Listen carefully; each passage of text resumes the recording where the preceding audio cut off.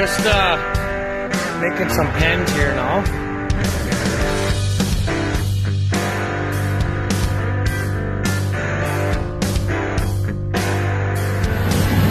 What?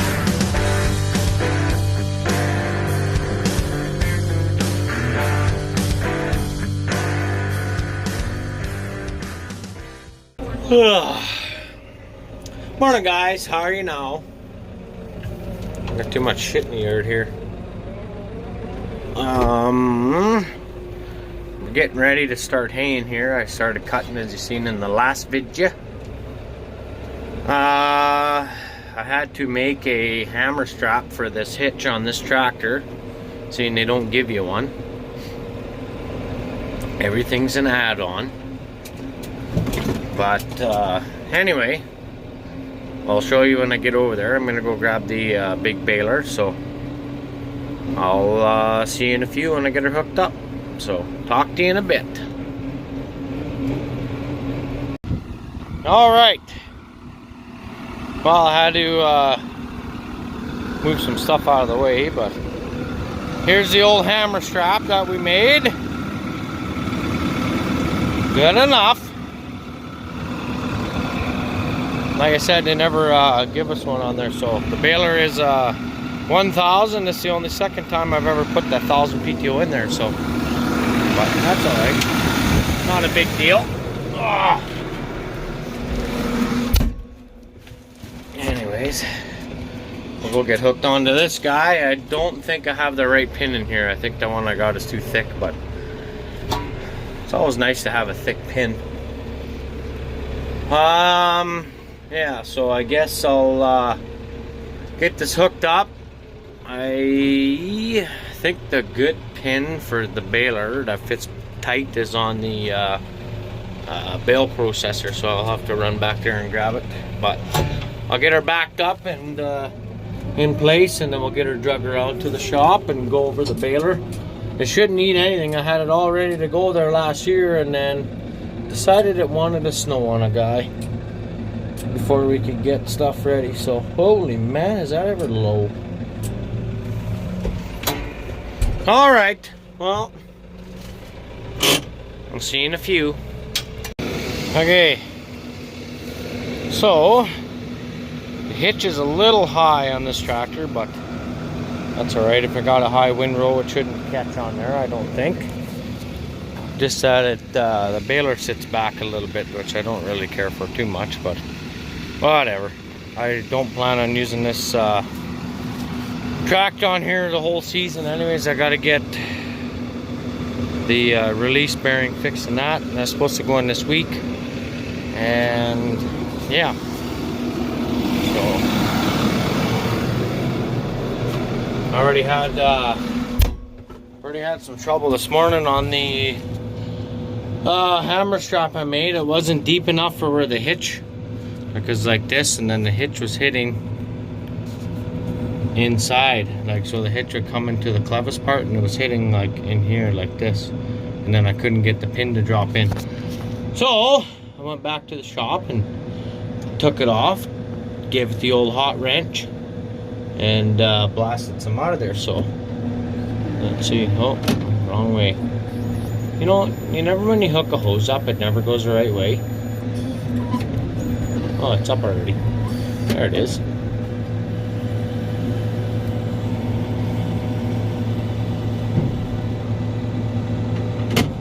There we go. Alright, let's see.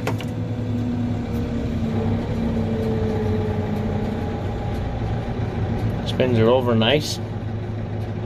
We gotta check the bearings, blah blah blah, blah blah blah. I want to change a few pickup teeth on the bottom yet before we get into full haying season, so, but that's whatever.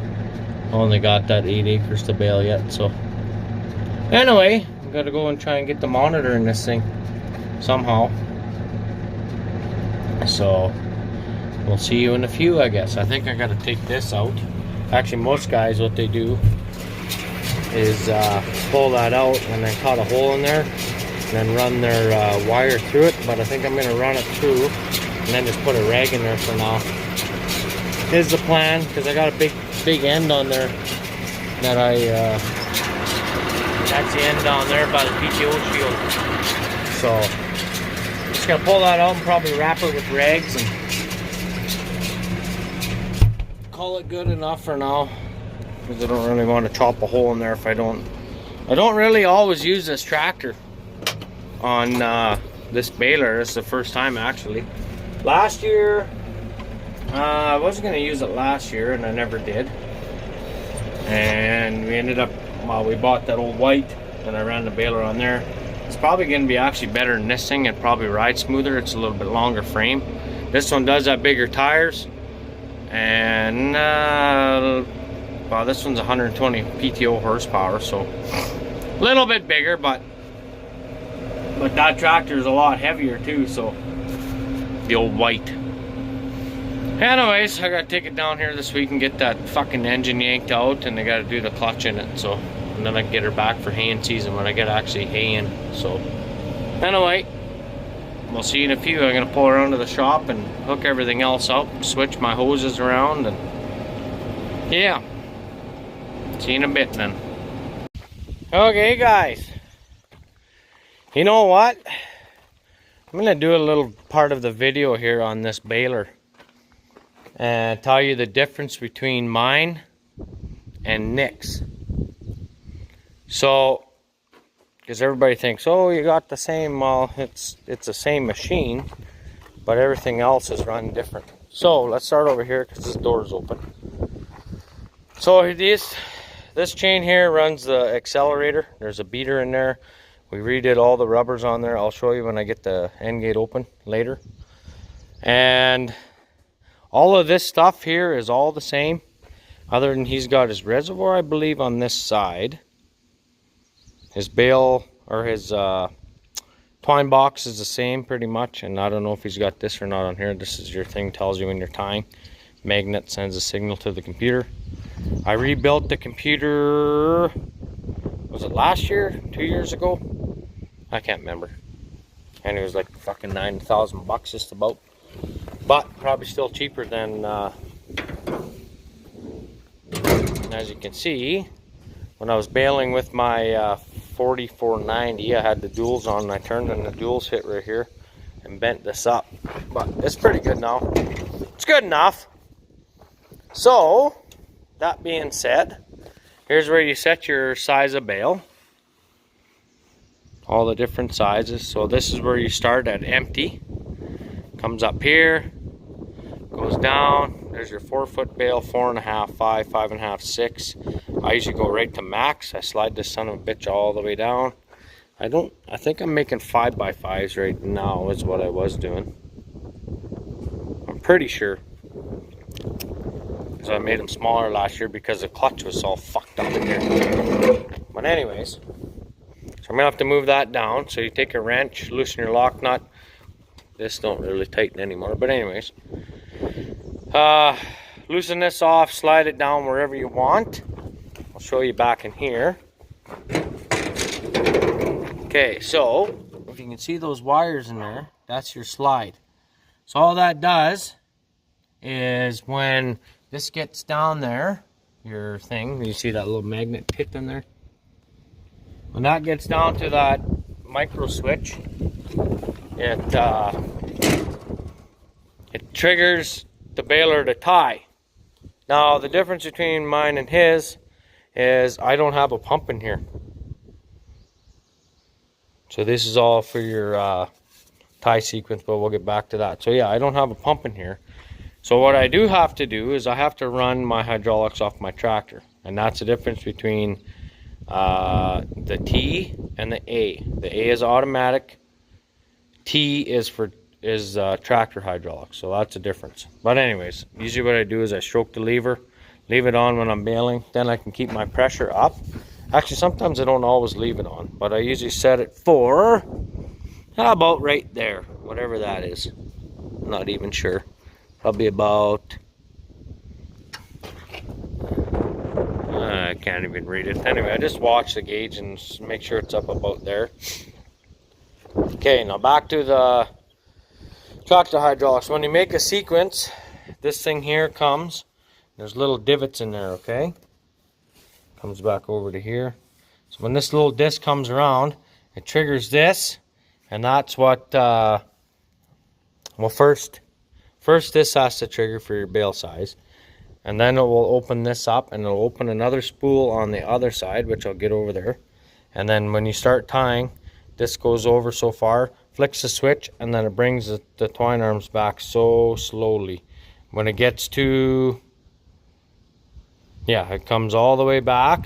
When it gets back to this position, they go back again, and then they come back again. Because when they don't really grab right at the start of the bale, they go all the way, and they don't grab till about here. So then what they do is they swing over, pause for a little bit, and then they come back slow. They come back slower, then they go forward. Then they stop here, and then they go back, and then they come back. And then this thing here, this right here, your twine arms, which Nick's service told me I couldn't get anymore. Then I drove to Weyburn, and they told me it was in the warehouse. Anyway, different story. So this arm pushes on this cutter, which activates this linkage right here and goes down, and actually the twines are supposed to be in there when it's cut, but they're not, so that's fine, whatever. See, my teeth aren't too bad. I got a few to change, one there, two there I gotta change out, but whatever. Like I said, it's good enough for now. I just want to get that little bit of hay picked up that we cut here the other day. So now I think that's pretty much it. The tractor hydraulics, like I say, it's got a kicker on it, bale kicker. There's another switch in here. When the bale kicker is out, it'll tell you in the cab on the monitor, and when you bring it back in, that lets you bale again. So that will shut that. That's the end of the sequence. Now, this one's got a valve, push-pull valve for the lockout. And I'm pretty sure Nick's has a turn valve. Just from remember what I was seeing. But anyways, I told him I'm going to do a video on it, and then he can do one on his and show what he's got on his. I just found this here a couple years ago. That was pretty neat. Anyways, I'm pretty sure all this stuff is the same, but this here, so this is the sequence now. So one of these do pressure for the baler. Either puts it here, but gives pressure to the belts. The other one runs your end gate. So that's how that works. And the kicker. So, and then here's where you set your bale pressure. When you're baling, you can loosen this off, and that takes the pressure off. This one down here is your twine arm speed, I believe. I can't remember now. I haven't run this in so long. Because last year it was down just about half the season when I just started to bale straw, then that clutch blew up on the guy. So, anyways, not to do. I'm pretty sure this one here is belt pressure because it's in the same line. And this one here, yeah, this one here is your twine arm, how much twine you want on. So that just sets your speed. But if you go too slow, it kind of fucking stops. So you got to make sure you don't go too slow. But anyways, here's your linkage for your pickup. It goes here on this guy. Turn your handle in the front, up or down, whatever. So we're thinking of getting a new baler this year too, but I found that header and I figured we better get a header before we get a baler. So I don't even know if I'll sell this thing when I'm done with it. Probably just keep it and use it for a backup or go with two or whatever. Anyways, so this one is a 96 8465T. Okay, so now what I was telling you about this clutch. The clutch last year ripped these discs right out of there. The clutch discs themselves, they told me, are discontinued also. So I don't know if I showed you this in one of my other videos. What I'd done to make my own clutch discs was I took this all apart, traced it out, and I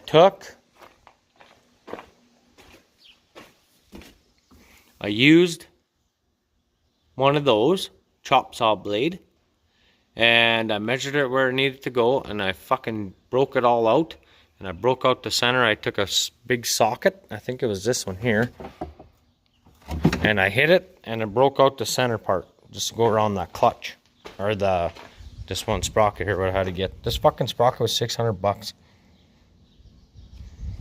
So, that's what I did. So now, I loosened that bearing off when I did all this, and got this all true and straight, and I don't know, I haven't used it, so I'm hoping it's gonna work, but I guess we'll see what happens. So that's what I done for my clutches. That's why there's that new shiny piece in the middle that I had to get, but the fiber disc plates were fucking shot, so I had to make my own. And like I said, they were discontinued. I probably could have went to somewhere and got something that was close, but I didn't. Just made my own. So yeah, and then I put this on. So I rebuilt, all this is all rebuilt. New, did all this in here, straighten that shaft. The shaft used to kind of go like this, and I'm wondering if that's what didn't wreck that. But it was fucking near ready to go anyways before. And wrecked the splines on one side. So what I done is I took all this out 3 years ago when I was baling canary straw, and pounded this off, flipped it around, and put it back on the shaft. Then I could use the opposite side of the gears. So that's what I did. But anyways, I did have gathering wheels on, but they kind of were always in the way. Well, I shouldn't say that. They're not always in the way, but they were with the four-wheel drive baling with it. So with the duals, if I would have had singles, I would have been fine, but I didn't want to take the duals off to bale that little bit, so that's what I done. Anyway, they're over there in this mess. I could pick them up or whatever. I might even put them back on. We'll see how things go. So I might try to leave my windrow a little bit wider this year, and then gather it up like that. But then if I go to do square baling, then I'm gonna have to rake it anyway. So I don't know. We'll see what happens with that shit. But yeah, this might be a long video by the time we're done here, boys. So now I gotta get my monitor and power it up in the cab there somewhere and run it out. And here's the plug-in. That's what it's got to go to, out the back here. So anyway, I'm not really sure where I'm going to put that yet, but I'm going to have to find a spot. So I might have to buy that bracket that goes up top. What do you call it? Monitor mounting bracket. I'm not sure. Maybe I could find a place. So even if I just leave it on the door here, I don't know if it's out of the way. But I think what it does goes to that bolt, goes to those two holes, and then there's two holes right here. And it just puts a bar across. So I don't know. I might try to make something even like that. We'll see. But anyway, good enough for now. We'll see how things go here. So talk to you in a few. Okay, guys, back to this. So I think what I gotta do, I'm gonna cut this down a little bit because I got too much. So just zinger down here.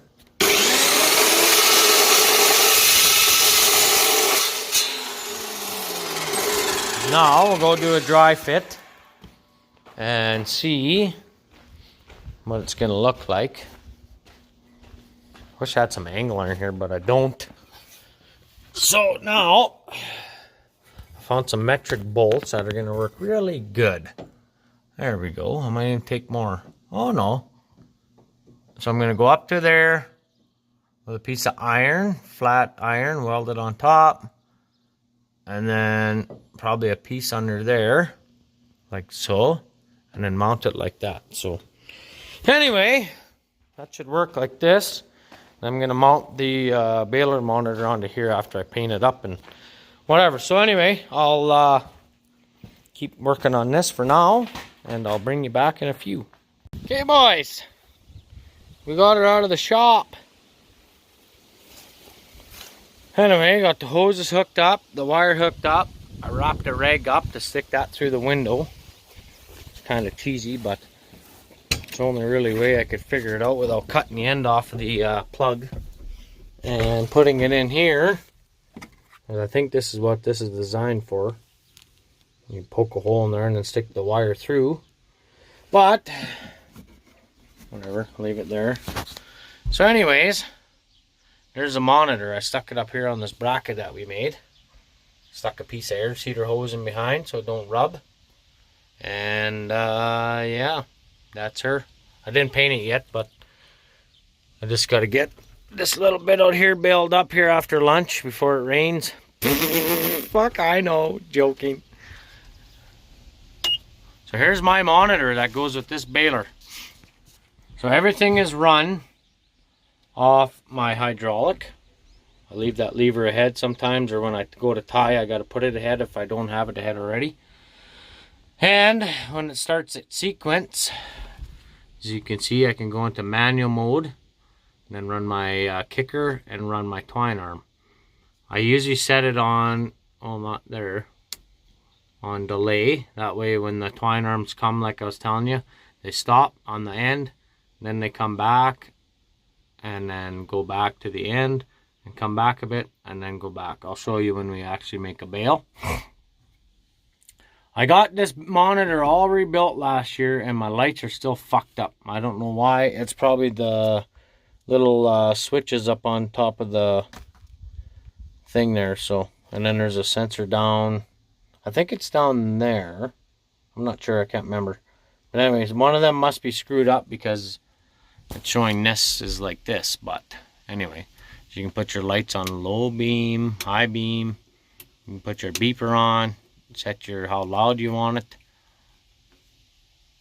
and so on. So it's pretty simple. So everything is automatic. If you want to make just a core bale, you flick that up like that. Now it's a, see, now the bale's full. There we go. So that's what she does. Other than me showing you it running, I guess that's pretty much it. So there is the, let me put it up there, mount it there, and I just made a clamp to hold that up.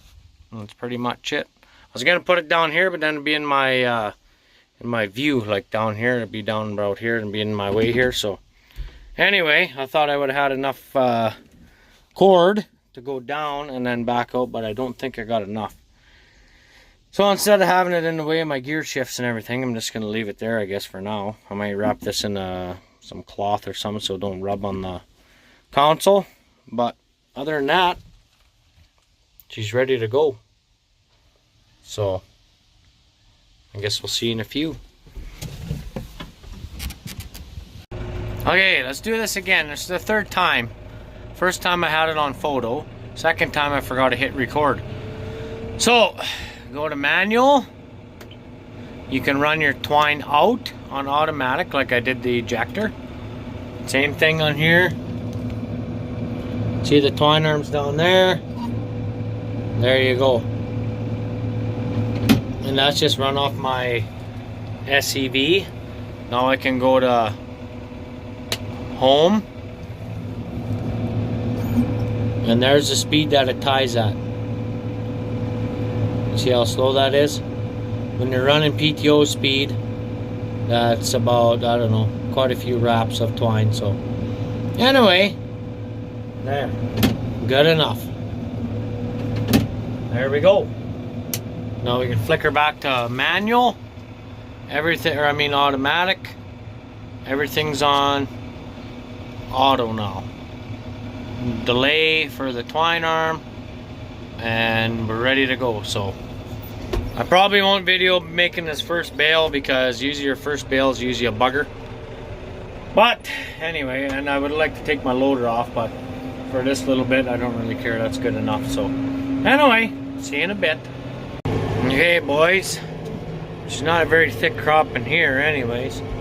I get from about that pole back this way, it's not too bad, but it's not bad I guess for the year, what the hell. But anyways, we're getting close to making a bale here. And like I said, I can't go real fast yet because everything in the chambers all kind of gets rusty after the baler sits over the winter. So like I said, this is my first bale I've made this year. So just got to go a little bit slower, but that's okay. We're getting close to making a bale, so I'll bring you back and show you the tie cycle. So see you in a few. All right, so that means we got a full bale. Now you just stroke the lever ahead, and what it does is it grabs the twines, and it's on delay right now. So that means the twine arm's out and both the twines are going right now. This box is capable of doing net, but I don't have net on my baler itself, so that's kind of how she goes, I guess. But anyways, usually I do, I leave the red on the black there on that dial for I don't know, a couple rounds, and then I stroke the lever again and just let it go on its own. Just kind of do a little pause there or whatever. But I don't know, we'll get out here in a bit and see how that came back like that. So that's what it does, the old girl. Now as soon as I see that, then I stop it, give it a couple seconds on there, then I follow through with the lever, cut the twines off. Hopefully. Guess we'll see. Anyways, there we go. Okay, let's go and I was just talking to Tyson and I made a bale. I said, I better go do a video here. Just made a bale. It looked like one didn't cut there, so might be stuck in the might be one stuck in the yeah, there's shit stuck in the thing here. There we go. Good enough. So I'll fire that back up. Look at that hay, you guys. Oh, fucking mint. Just, if you guys could smell that. I like that smell. Anyway, I don't know how many bales I'm gonna make, but I got everything all hooked up here, and I wanted to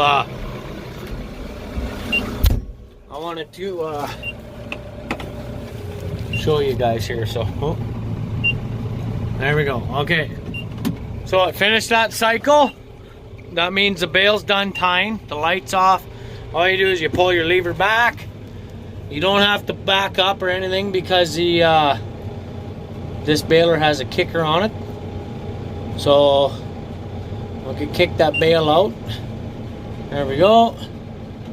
There, and then I'll just shut this off. I'll go outside here in a minute, and I'll show you our first bale. There it is. So that's pretty much it. So everything, like I said, everything's done automatically. The kicker goes out. Now when I go to start back up again to finish the cycle, the door will close, and then this will close after so that the door doesn't hit the bale. Looks like I need to move my thing in from the end there a little bit. I don't know if I can keep going. She's not quite cured yet, but they're talking a bunch of rain, so I think I might just bale it all up anyways. And what the hell. So alright, I can feed it right away anyways. The horses will eat it, a couple cows in the yard will eat it. So but alright, I'm gonna keep going here and see how things go. I might just bale up this thin stuff, and I don't know, that heavy shit over there I might have to wait or see what happens. But even if it rains, I don't think it's gonna rain that much, and if I guess if it does and I don't get it baled, whatever. I'd sooner have the rain, and you know the story. So anyway guys, that's about it for this little video of the baler. I talked to Nick already for you, so he's gonna do a video on his baler on the A. It says 8465T. There's no T in there, but he's got an A. His is automatic, like I said. He doesn't need hoses that go to his tractor. He's got the touch box, I believe. It's the same box, but it's got different computer in his. But anyway, Thanks for watching. Don't forget to subscribe. Make sure you do, please. I guess it helps. Give the thumbs up. Tell your friends, guys. There's the thing I was telling you right there, that little wee tit right there. That's one of the sensors to show how full your bale is, which way you got to drive and stuff. And I think there's some up on there too, those rollers right there. They all got to kind of work in unison to make a nice round bale. But there's nothing wrong with this, other than that little fluffy spot there where the kicker hit it. But anyway, guys, thanks for watching, and we'll see you in the next one. Maybe we're gonna get some rain.